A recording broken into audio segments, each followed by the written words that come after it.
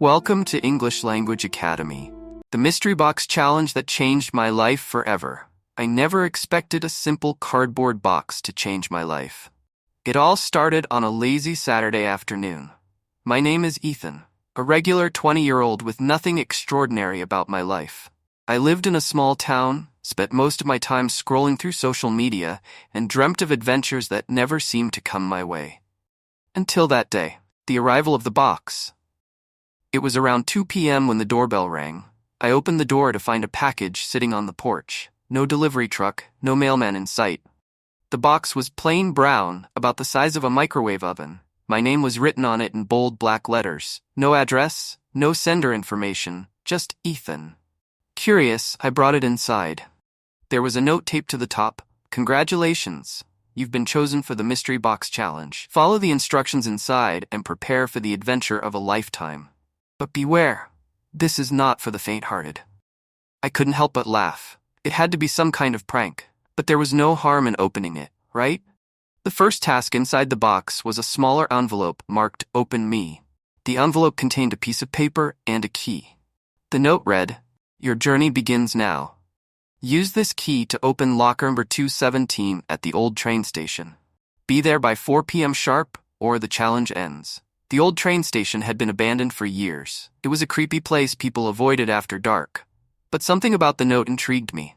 Maybe it was the promise of adventure. Maybe it was sheer boredom. Either way, I decided to go. The locker at the train station. By 3:45 p.m., I was standing in front of locker number 217. The station was eerily quiet, and the air smelled of rust and mildew. I hesitated for a moment, then used the key to open the locker. Inside was a smartphone with another note taped to it. Congratulations on completing the first step. This phone is now your lifeline. It will guide you through the challenge. Fail to follow instructions, and the challenge ends. Your next task? Go to Maple Street Park and find the red bench. You have 30 minutes. The red bench. I raced to Maple Street Park. Heart pounding. The park was bustling with kids, joggers, and dog walkers. Finding the red bench took longer than I expected. By the time I sat down, the phone buzzed. A message popped up. Well done. Look under the bench. Underneath, taped to the wood, was another envelope. This one contained $500 in cash and a new note. You're doing great. Use this money to book a flight to Chicago. Your flight leaves at 8 p.m. tonight. Check your email for the ticket. Good luck. A leap of faith, Chicago.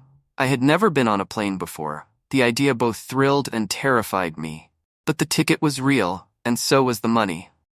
By 8 p.m., I was boarding a plane with nothing but my wallet, phone, and the clothes on my back.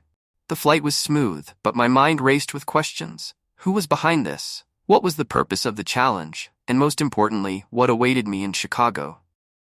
The hotel room mystery. When I landed, another message appeared on the phone. Take a cab to the Grand Horizon Hotel. Room 412 is reserved for you.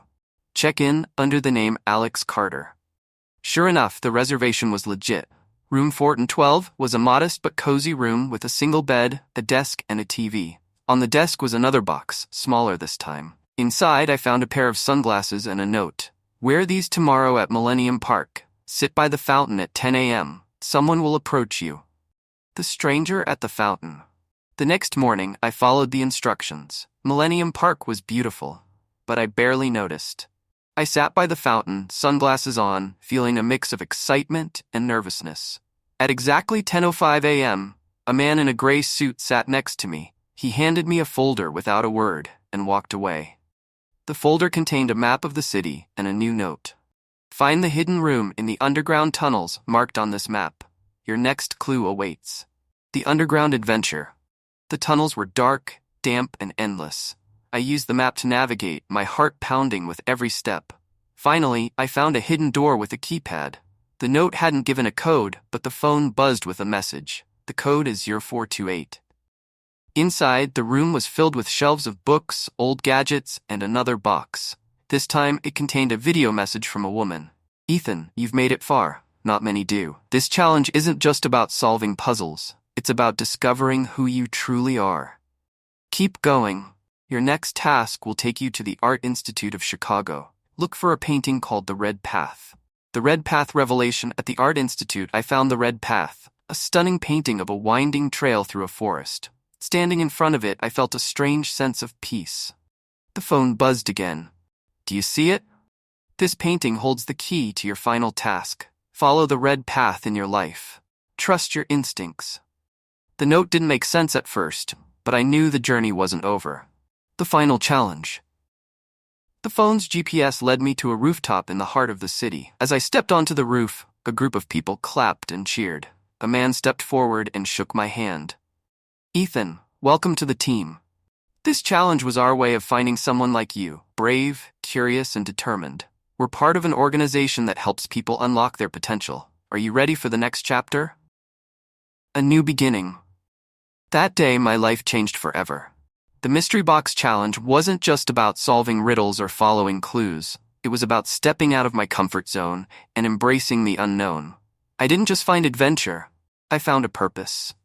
Now, I work with the organization, creating challenges for others. Who knows? Maybe one day, you'll find a mystery box on your porch, and your journey will begin. Thanks for watching English Language Academy. Subscribe now.